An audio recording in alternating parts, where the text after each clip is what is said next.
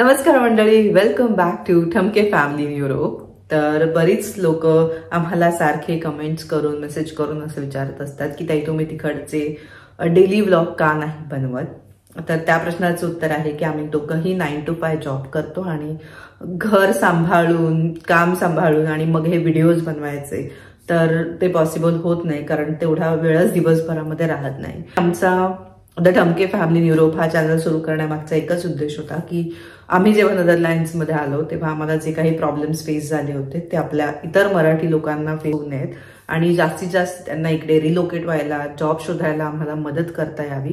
आम्ही जिथे जिथे आता पूर्ण युरोप फिरतोय आणि एक्सप्लोर करतोय ती सगळ्या आपल्या भारतीय लोकांना, मराठी लोकांना दिसावी, त्यांना ट्रॅव्हल करण्यासाठी सोपं जावं म्हणून आम्ही व्हिडिओज बनवतो।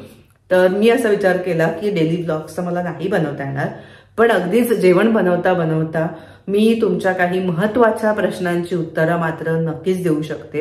रोज व्हिडिओ नाही बनवता आले तरी चालतील, पण बऱ्याच वेळा असं होतं की आम्ही वीकेंडला व्हिडिओ बनवायला जातो आणि ज्या महत्वाच्या कमेंट्स असतात ज्याची उत्तरं आम्हाला खूप डिटेलमध्ये द्यायची असतात, अगदीच रिप्लाय करून उत्तर देता येत नाही, त्या कमेंट्सना उत्तरं द्यावीत आणि आमचे नेदरलँड्स मधले जे एक्सपिरियन्सेस आहेत, इथे काय किस्से घडतात, इकडची लोक कशी आहेत, आमचे अनुभव आणि किस्से तुमच्यासोबत शेअर करावेत।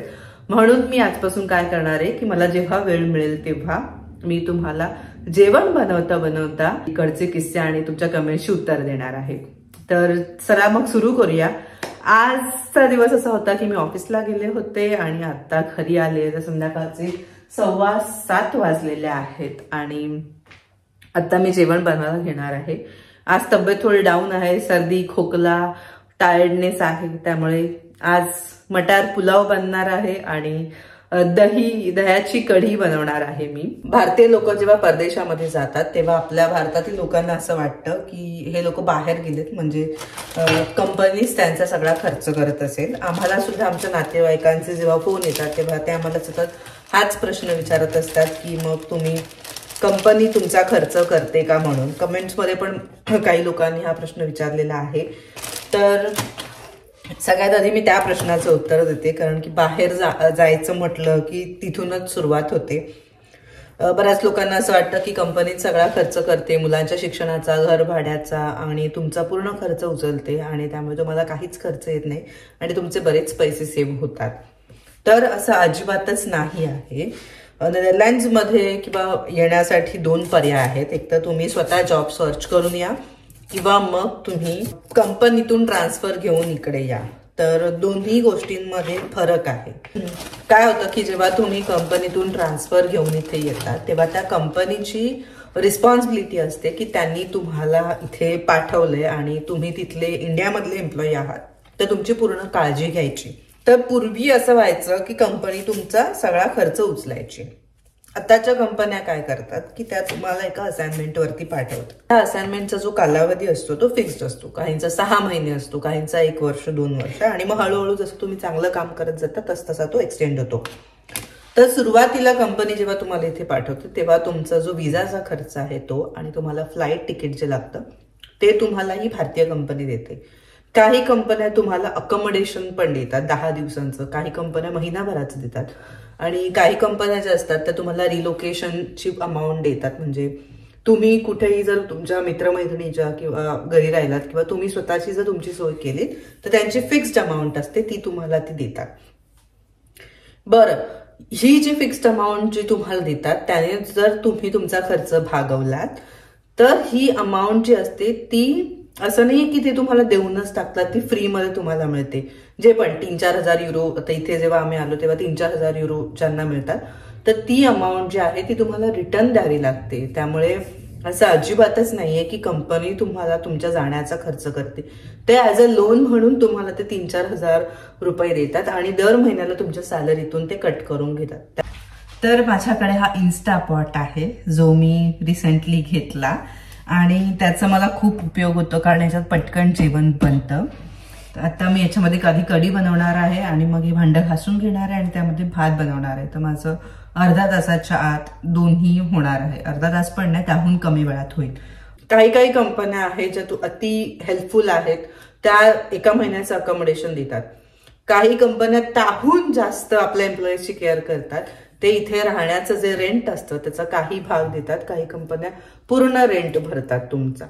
मुलांच्या शिक्षणाची फी सुद्धा जसं TCS सारख्या कंपन्या आहेत त्या तुम्हाला रेंटचे पण काही पर्सेंटेज देतात, मुलांच्या शिक्षणाची फी भरतात. त्यामुळे काय होतं, तुम्हाला इथे सेटल होण्यास मदत होते आणि तुमची खूप सेव्हिंग होते. इंडियातल्या ज्या कंपन्या आहेत त्या अशा सुद्धा आहेत. तर प्रत्येक कंपनीच्या पॉलिसीवर डिपेंड करतं, पण सगळ्याच कंपन्या आहेत त्या तुम्हाला राहण्याचा पूर्ण खर्च देत नाहीत. दुसरा जो वे आहे नेदरलँड्समध्ये येण्याचा तो म्हणजे तुम्ही स्वतःहून जॉब सर्च करून इथे येता.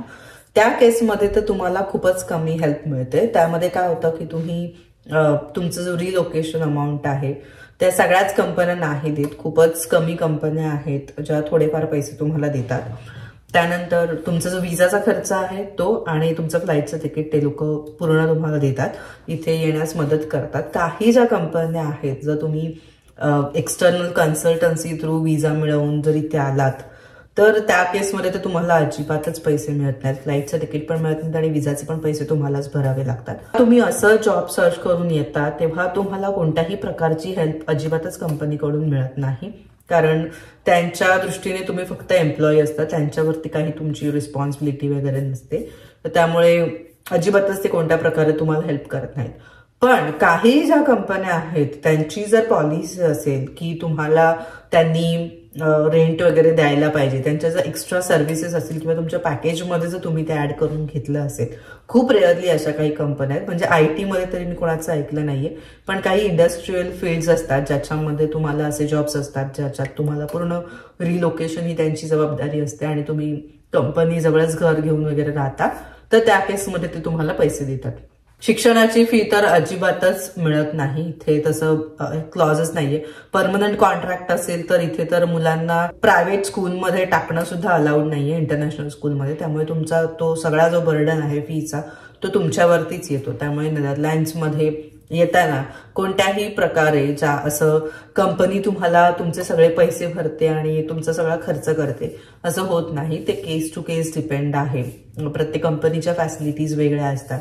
तुम्ही कोणत्या विजावर जाता तो विजा वेगळा असतो आणि त्यानुसार तुमच्या या फॅसिलिटीज आहेत त्या चेंज होत राहतात. त्यामुळे अजिबातच असं नाही आहे की तुम्ही परदेशात गेलात तर तुमचा सगळा खर्च तुमची कंपनी करेल. हा आपल्याकडच्या लोकांचा असा समज आहे, पण असं रियालिटीमध्ये होत नाही.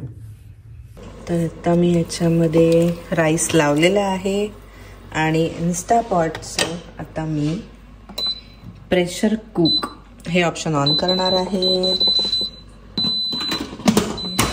बंद करायचं आणि 5 मिनिटांमध्ये हा भात तयार होणार आहे. इतक्या पटकन इथे जेवण बनतं.